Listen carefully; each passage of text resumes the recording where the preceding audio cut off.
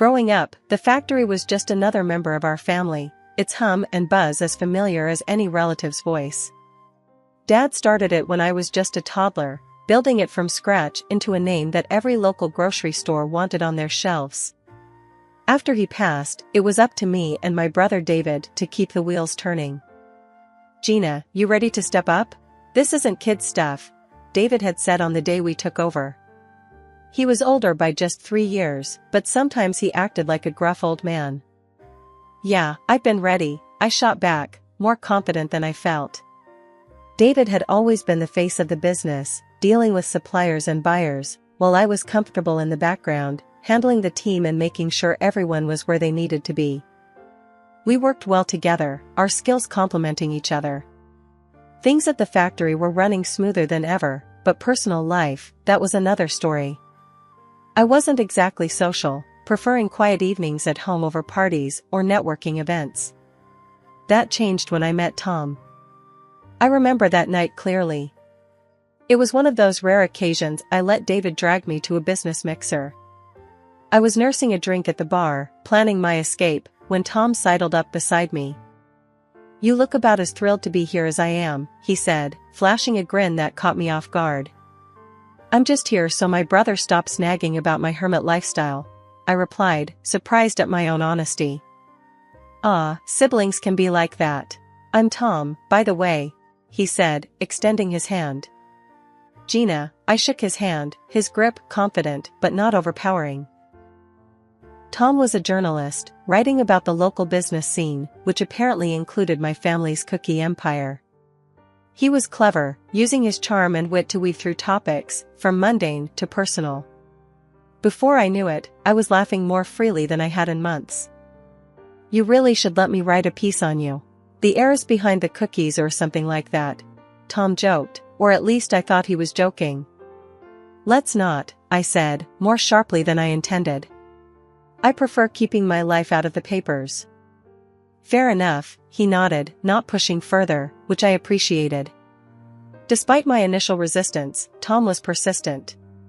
He sent me messages, light and teasing at first, gradually becoming more frequent and personal. I found myself waiting for them, eager for the distraction from the everyday stress of business. David noticed the change in me.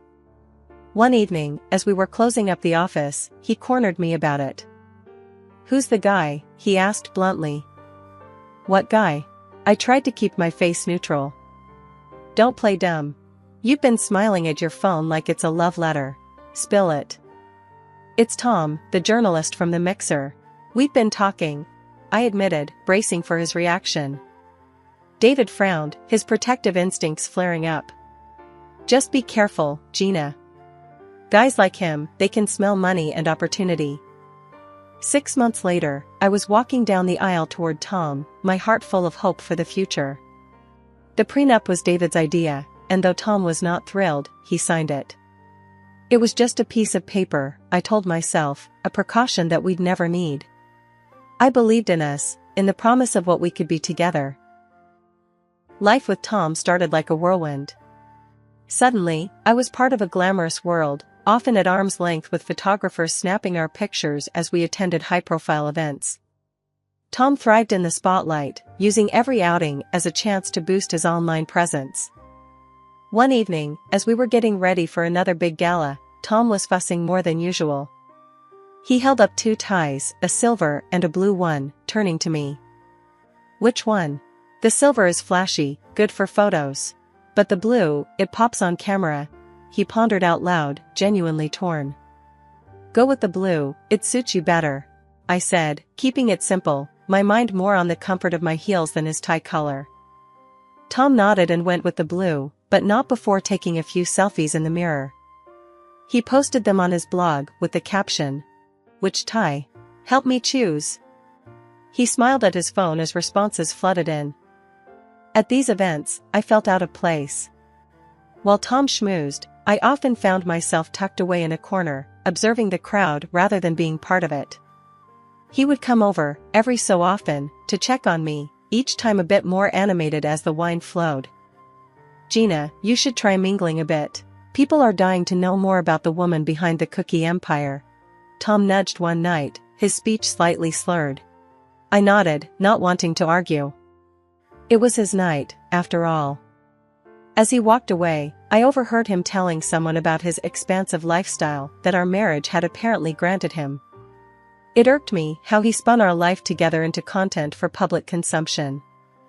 As the months rolled on, the pattern continued. Tom's blog grew, fueled by the snippets of our life he broadcasted. I became more reclusive, retreating into the sanctuary of my work at the factory. The cookie business was booming, and I threw myself into it, finding solace in the familiar chaos of production lines and staff meetings. David noticed the change in me. During one of our late-night check-ins at the factory, he leaned against a packing machine, a concerned look on his face. "You've been quiet. Everything okay with Tom?" he asked, his voice cutting through the noise of the warehouse. "It's fine. Just the usual ups and downs," I shrugged, not wanting to admit how strained things had become. "Gina, remember what I said.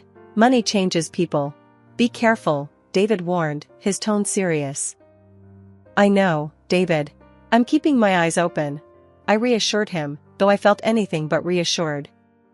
As I drove home that night, the factory's lights fading in my rearview mirror, I couldn't shake the feeling that the glamorous life Tom so loved was more of a facade, and I was trapped behind it, playing a part one never auditioned for. We worked well like that, but when the need for a new finance director came up, it fell on me to find the right fit. That's how Emily came into the picture.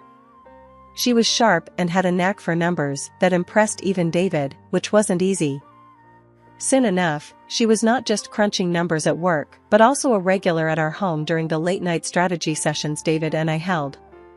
Tom usually just hovered around these meetings, glass of wine in hand, barely hiding his boredom. He never really got the business, nor did he try to. But with Emily's arrival, there was a shift.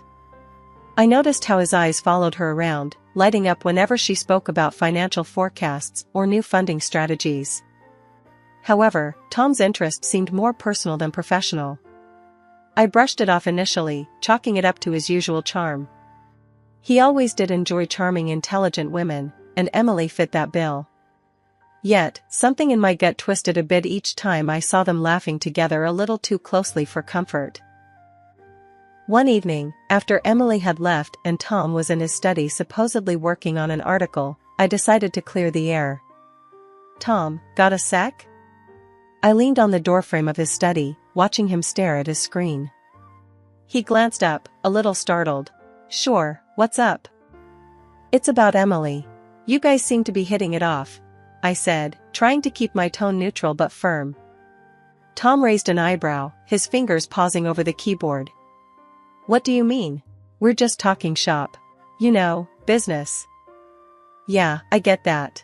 Just seems like you're really into those conversations. Just making sure it's all it is," I pushed, needing to hear him say it. He chuckled, a bit too casually. "Gina, you're worrying about nothing. She's smart, got good ideas. That's all I'm interested in." As Tom went back to his typing, I couldn't shake off the discomfort. His reassurances did little to soothe the doubts creeping up on me.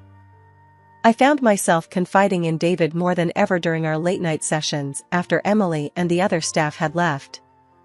"Everything okay with you and Tom?" David asked one night as we reviewed some shipment schedules. "It's fine. He's busy with his trips, and I'm here with the cookies," I shrugged, trying to sound nonchalant. David frowned, not buying it. "You know, I don't like that guy much. Always thought he was a bit slick." "Just watch yourself, Gina." "I am, David. Thanks," I said, grateful for his concern but feeling the weight of my marital woes grow heavier. Despite this, life at home and work kept marching on. Tom's travels for whatever stories he was chasing became more frequent, and oddly enough, I was relieved. His trips meant fewer awkward dinners and less tension about him and Emily. I focused on the company, pushing those nagging thoughts aside. The factory was gearing up for a major expansion, and I threw myself into the work. The company was celebrating a record-breaking quarter, and David and I decided to throw a big party for the whole team. The venue was decked out, the music was lively, and the air was buzzing with laughter and chatter. Tom was there too, of course. He had his phone out, capturing everything for his blog. "This is going to be great content," he'd said, winking at me as he filmed the decorations and the crowd. I forced a smile, still uneasy about broadcasting our personal lives. As the party went on, I needed a break from the noise and slipped out to the quieter foyer. That's when I heard them, whispers that weren't meant for my ears. Curiosity piqued, I edged closer to the partition, my heart pounding in my chest. There was Tom in a far too intimate embrace with Emily. The sight knocked the wind out of me, but it was their words that cut deeper. "Just wait till Gina'S money hits our account. We'll be out of here, away to our dream house abroad," Tom whispered, his voice thick with greed and deception. Emily giggled, her voice tinged with contempt. "Can you believe how clueless she is? What a stupid chicken." The room spun as their laughter pierced through me. They were using me, mocking me. The pain was sharp, raw, and it burned through my shock. I stood frozen, the urge to confront them wrestling with the need to protect what was left of my dignity. I chose the latter, stepping back into the shadows before they could see me. My mind raced as I walked back to the main hall. I needed support, I needed David. I found him chatting with a group of employees, his laughter a stark contrast to the turmoil inside me. Pulling him aside, I whispered urgently, "David, we need to talk. Now." His face fell as he saw my expression. We found a quiet corner, and I poured out everything. The affair, the plans, their cruel words. David's face hardened with each word, his protective fury barely contained. "That son of a..." David's hands balled into fists. "And Emily? I can't believe she'd do this. We need to be smart, David. We can't let them destroy everything we've built," I said, my voice shaky but resolute. "You're right. We'll get the auditors on this first thing tomorrow. And a detective.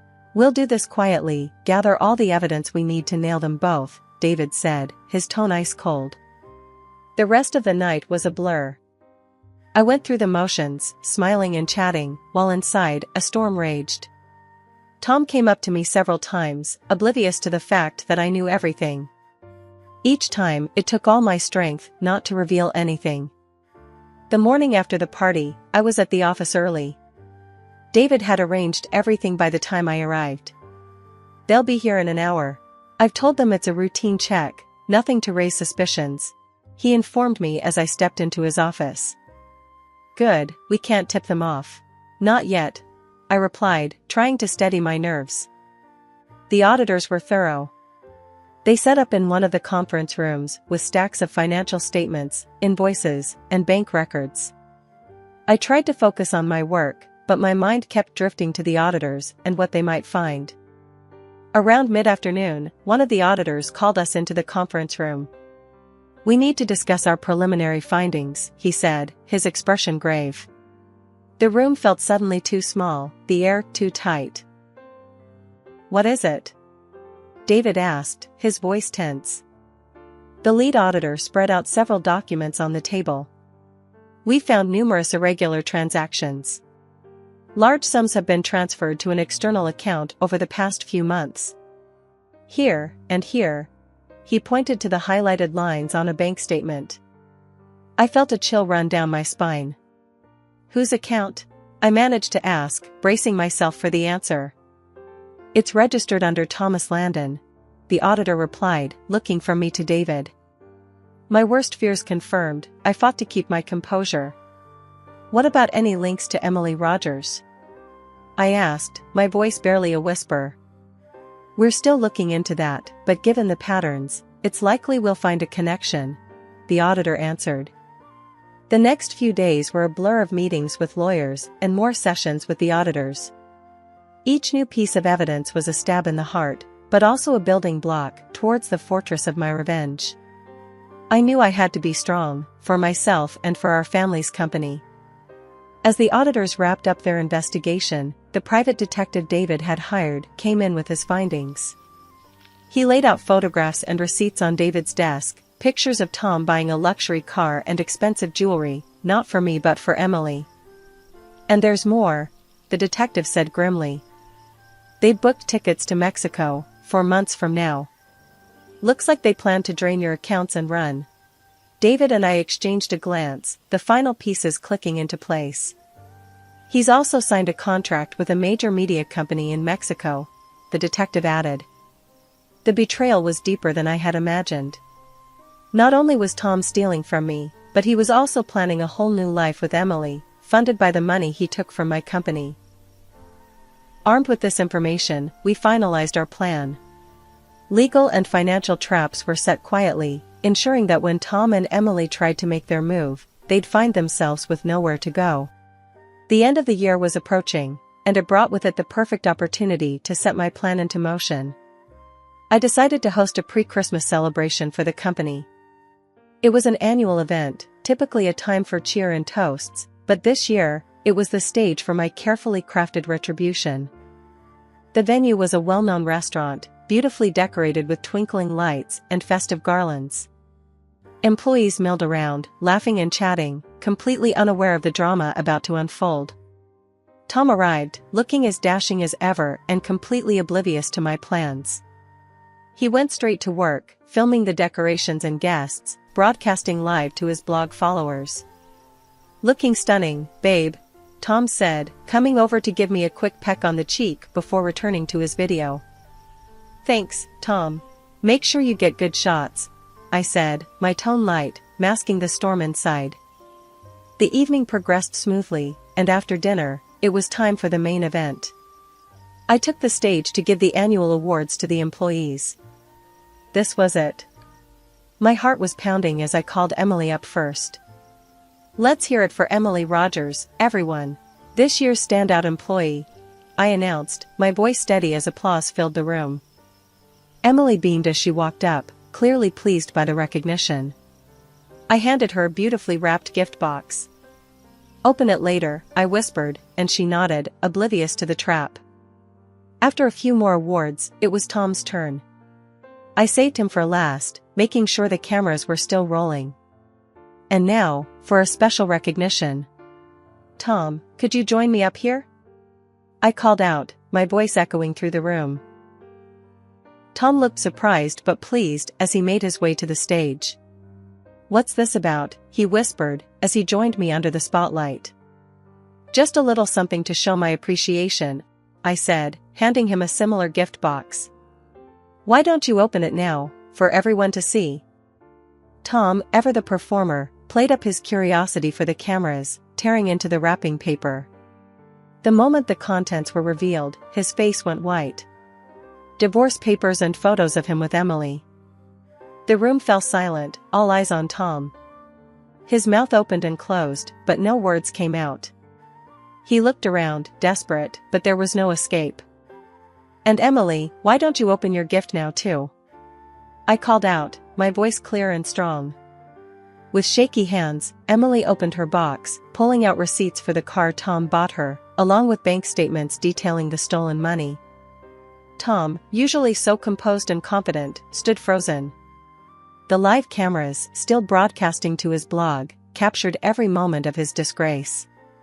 There was nowhere for him to hide, no narrative he could spin that would undo the truth laid bare before his audience. I took a deep breath and addressed the room. Ladies and gentlemen, what you're witnessing tonight is not just a revelation but a betrayal of the worst kind. I began, my voice steady but charged with emotion. For years, this man, I pointed to Tom, and his accomplice, my gaze shifted to Emily, have been siphoning funds from our company. They planned to flee to Mexico, thinking they could escape the consequences of their actions.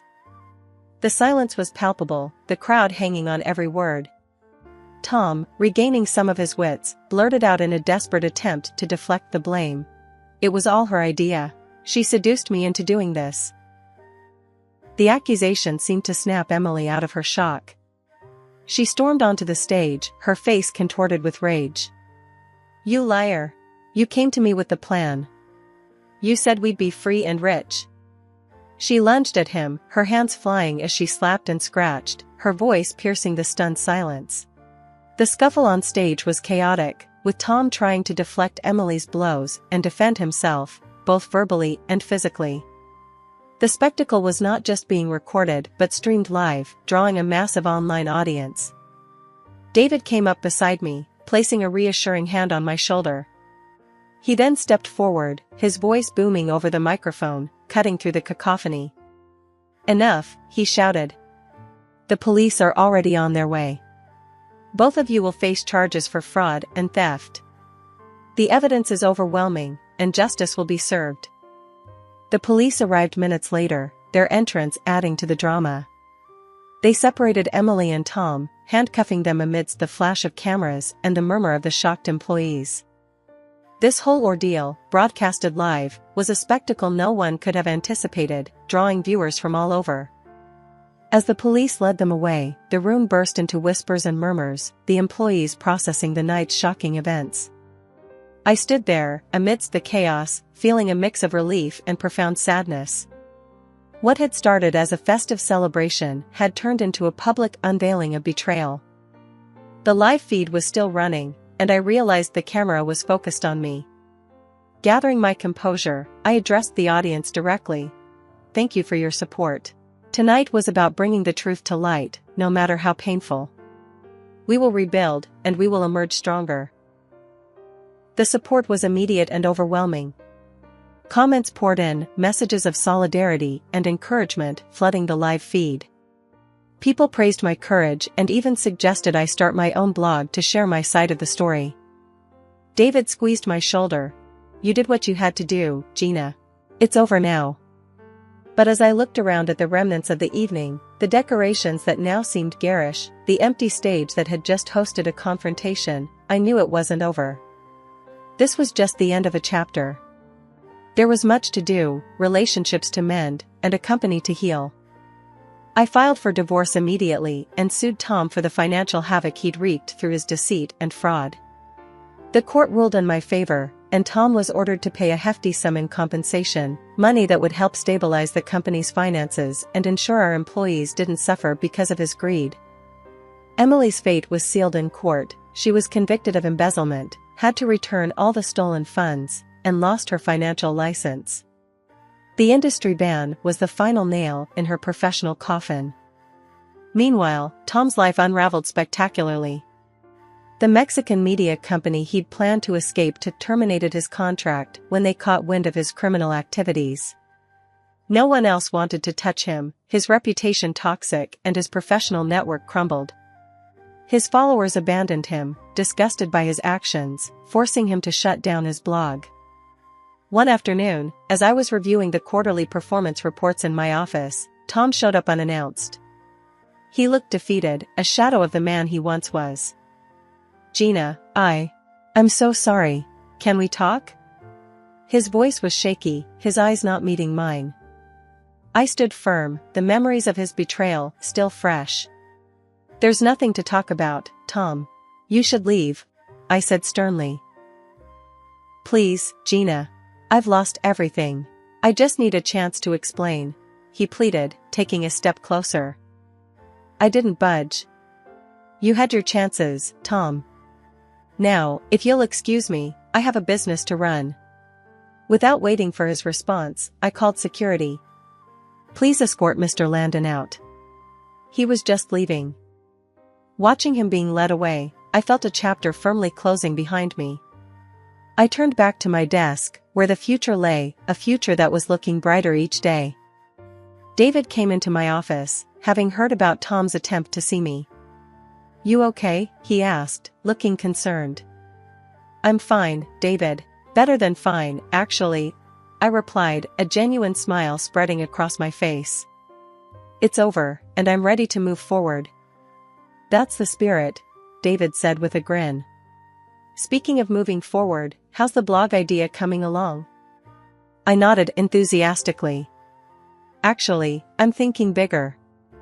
A video blog or vlog. To connect directly with our customers and share our journey. Transparency, recovery, innovation, make it a platform for dialogue." David's eyes lit up. "Brilliant idea. It puts a face to the name, makes it personal. Let's not just bounce back, let's leap forward." As the vlog took shape, I felt a renewed sense of purpose. I was not just rebuilding a company, I was creating a community. Each video we posted built more engagement, more support. People appreciated the honesty and the efforts we were making to ensure such betrayals never happened again.